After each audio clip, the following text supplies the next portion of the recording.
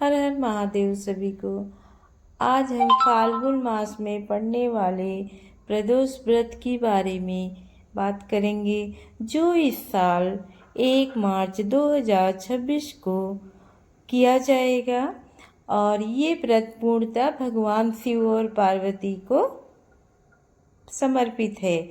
और इस व्रत का अपना अलग महत्व है फाल्गुन मास के, क्योंकि ये रंगों का त्यौहार है और इसमें इस व्रत का भगवान के प्रति अलग ही उत्साह जगाता है। इस व्रत में हम सबसे पहले प्रातः काल स्नान कर स्वच्छ कपड़े धारण करेंगे और दिन भर उपवास रखेंगे या फलाहारी हम रह सकते हैं। फिर सायंकाल पुनः स्नान कर शिव मंदिर में शिव जी की पूजा करेंगे और शिव लिंग पर जल, दूध, शहद, गंगा जल अर्पित करेंगे। बेलपत्र, धतूरा और सफ़ेद पुष्प अति आवश्यक है। प्रदोष व्रत का कथा कर फिर भगवान की आरती करेंगे। आइए हम इस प्रदोष व्रत की एक कथा को सुनते हैं, जो भगवान शिव पर आधारित है। ये हमेशा हिंदू धर्म में इसको हमेशा त्रयोदशी के दिन मनाया जाता है और फिर इसी शुभ समय के साथ हम अपनी कथा प्रारंभ करते हैं। प्राचीन समय की बात है। एक नगर में एक निर्धन ब्राह्मण परिवार रहता था।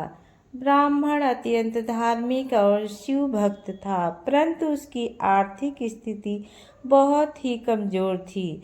उसकी पत्नी और पुत्र भी भगवान शिव की पूजा करते थे, किंतु घर में 2 समय का भोजन भी कठिनाई से नहीं मिल पाता था।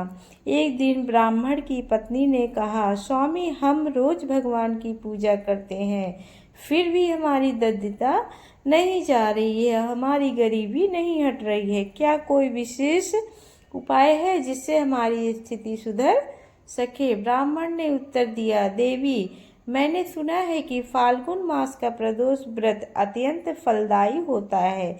यदि श्रद्धा और नियम से यह व्रत किया जाए तो भगवान शिव शीघ्र ही प्रसन्न होते हैं। अगले प्रदोष से ब्राह्मण परिवार ने व्रत आरंभ किया। उन्होंने दिन भर उपवास रखा। सायंकाल में स्नान कर भगवान शिव की विधिवत पूजा की। बेलपत्र, धतूरा, अक्षत, गंगाजल, दीप अर्पित किए। पूरे मन से ओम नमः शिवाय मंत्र का जाप किया। उसी नगरी में एक राजा भी रहता था। वह न्यायिक था, परंतु संतानहीन होने के कारण हमेशा चिंता रहता था उसे अपने पुत्र के बारे में। एक दिन वह शिकार के लिए जंगल गया। रास्ता भटक जाने के कारण वह उसी ब्राह्मण की झोपड़ी के पास पहुंचा। ब्राह्मण परिवार ने राजा का आदर पूर्वक स्वागत किया और जो थोड़ा बहुत भोजन था वह प्रेम से अर्पित कर दिया। राजा उनकी सेवा और संतोष देखकर बहुत ही प्रभावित हुए। उन्होंने पूछा, आप लोग इतने निर्धन होते हुए भी इतने संतुष्ट कैसे हैं? ब्राह्मण ने उत्तर दिया, राजन, हम भगवान शिव की शरण में हैं, फाल्गुन मास के प्रदोष व्रत का पालन कर रहे हैं। हमें विश्वास है कि भगवान शिव अवश्य हमारी सहायता करेंगे। राजा ने भी उसी दिन से प्रदोष व्रत आरंभ करने का संकल्प लिया और फिर भगवान शिव की कृपा उसे देखने को मिली। कुछ समय बाद चमत्कार हुआ। ब्राह्मण के घर धन धान्य की वृद्धि होने लगी। उसके पुत्र को राज दरबार में उच्च पद प्राप्त हुआ। वहीं राजा को भी कुछ महीने बाद पुत्र रत्न की प्राप्ति हुई। राजा ने इसे प्रदोष व्रत का फल माना और पूरे राज्य में इस व्रत का प्रचार किया। एक रात राजा को स्वप्न में भगवान शिव के दर्शन हुए।